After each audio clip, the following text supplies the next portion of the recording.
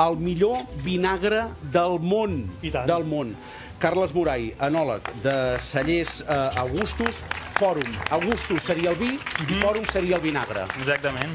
Moltes gràcies. Quan dic el millor vinagre del món, ajuda'm una miqueta a fer-ho entendre als espectadors. Sí, bueno, és un vinagre que l'hem tingut en molts llocs que ens ha agradat molt. Sí. Per exemple, els Premis Nobel durant 12 anys, que l'anècdota és que no ho sabíem. Vull dir, era una cosa que no ho sabíem fins al cap d'un temps. Estan els millors restaurants, entre els quals ells són amb estrelles Michelin, el qual aquí agraïm molt. Vull dir, xef que es coneixen molt al món de la cuina. Sí. A Xile s'han fet servir molt amb els ceviches i nosaltres no ho sabíem tampoc, com a salses secretes, etc. no? I una miqueta estem contents perquè és aquesta idea. A més, jo que ja fa molts anys que els conec, i a més el vaig conèixer amb un bon esmorzar un dilluns a la mateixa vinya, escolta'm, al principi no posava vinagre, posava V-agredolç. Sí, exacte, perquè bueno, teníem el problema que a fora no es coneixia encara com a vinagre balsàmic, no? El vinagre sempre havia sigut algo sec, sense sucre. En aquest cas, nosaltres, a l'afegir-li most, era algo que a l'exportar no s'entenia. Llavors hi posàvem V baixa perquè nosaltres sapiguéssim que allò era vinagre, però si a fora ficaves vinagre, no te l'entenien. No? Clar, i de fet hi ha una cosa important perquè al món de l'esnovisme també hi ha arribat el vinagre. És a dir, ara qualsevol persona... És així, Sí, jo ahir, per exemple, estava sopant en un restaurant i uns raviolis amb un xarop de vinagre, que evidentment no era aquest, perquè si no me'ls hagués menjat amb molt plaer, però tothom ara, quan diu vinagre, ja pensa amb el Modena o el fals Modena. Avui que tenim aquí dos italians, però dius, escolta'm, per què hem de tenir un fals Modena o un Modena de tercera divisió si tenim el millor vinagre del món a casa nostra? Carles, i tampoc es tracta de fer més publicitat del compte, però sí que és veritat que a nosaltres, personalment, que fem ruta pel país, ens agrada fer publicitat d'allò que en podem fer bandera, i en aquest cas estem parlant d'un vinagre, per tant, també estem aprenent sobre aquest món. Un pot fer el millor vinagre del món, però hi ha qui pot pensar des de casa, això deu costar un ull de la cara, deu ser caríssim, ni pensar de comprar-lo. Però no és així. No, no és així. Vull dir, sí que si ens fiquem a pensar en vinagres, com deia el Pep, de vinagres dels fals Modena, sí, òbviament és més car, no? Més costós. Més costós, perquè el raïm, per exemple, ja el paguem a bon preu. Vull dir, en aquest sentit hem de fer vi, i un bon vi. És que, de fet, hi ha dos tipus de vinagres, Espartà. Hi ha el vinagre aquell que serveix per netejar l'acer inoxidable, per netejar vidres, i després hi ha el vinagre per menjar. I això és vinagre per menjar. Exacte. S'ha de dir. Sí, sí.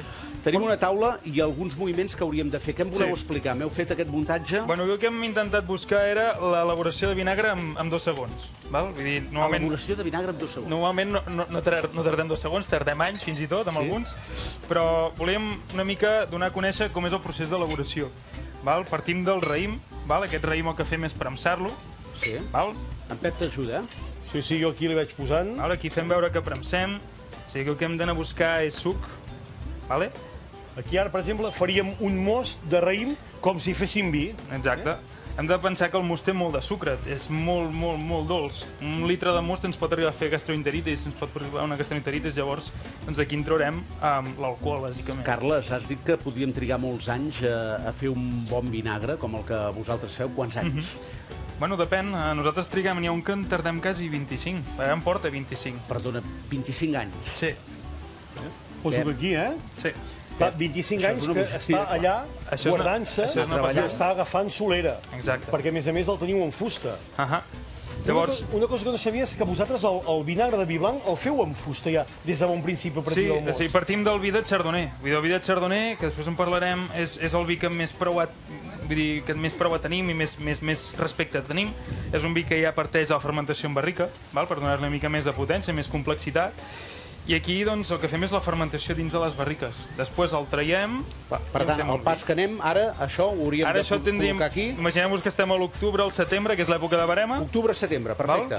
Això ho posaríem dins d'aquesta barrica i amb el procés de fermentació, que és la transformació de sucres en alcohol, que això fan els llevats, són els llevats propis naturals del most, doncs si esperem entre la temperatura que tinguis, en 10 dies, 10-15 dies, pots tenir vi.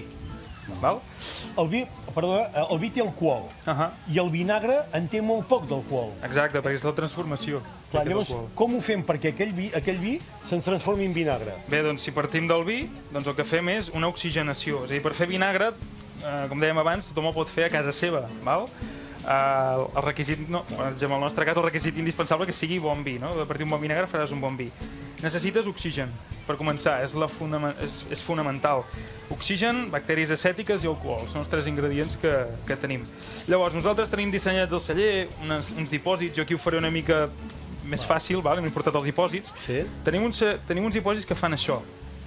Al fer això, què estic fent? Oxigenant. Si ara aquí paréssim les llums, ens anéssim a casa i jo em quedés aquí, que al cap de 2 mesos tornéssim i em trobéssiu aquí igual, doncs aquí al final acabaríem tenint vinagre. Per què? Doncs perquè les bactèries acètiques s'han anat oxigenant. Ara entenc, Espartac, per què a casa, quan jo érem petits i ens emplenaven les botes de most, que primer es preníem la mostera, tu anaves beguent aquell vi, i arriba un moment aquell vi que per temperatura, perquè no ho controles, dius, ai, té un punt picant, no? Exacte. Aquí hi hauria un procés, diguem-ne, d'envinagrat, no? S'ha començat a envinagrar, però no és vinagre, perquè el vinagre és un producte que no té alcohol. Un vi que s'ha picat és un vi que ha començat a fer-se vinagre, és a dir, ja té una acidesa volàtil, com parlem, no?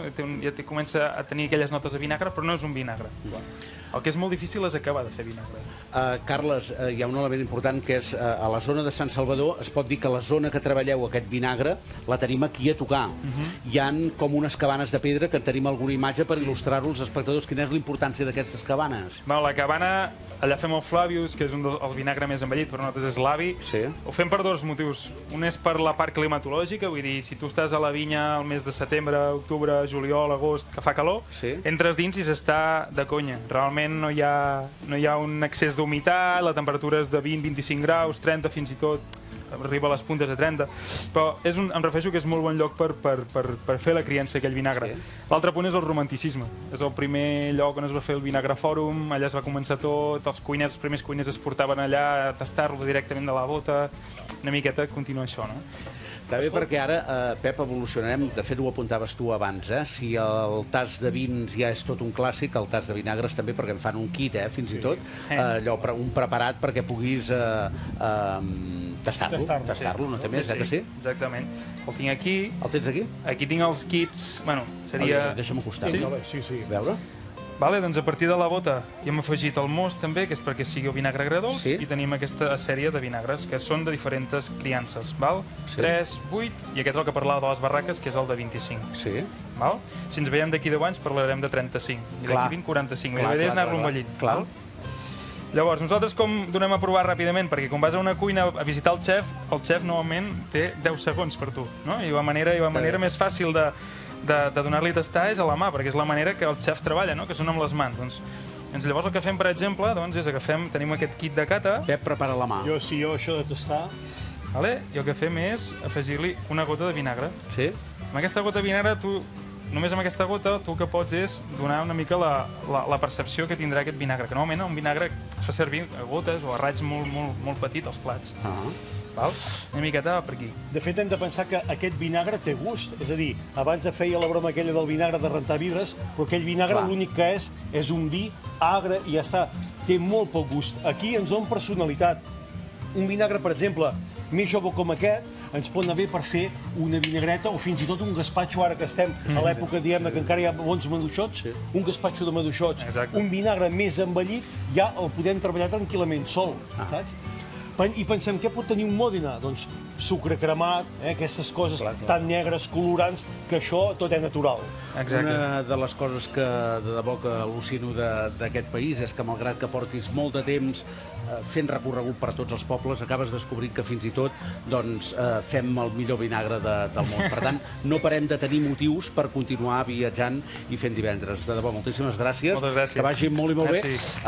En Pep, quan li vaig dir que venia en Paulo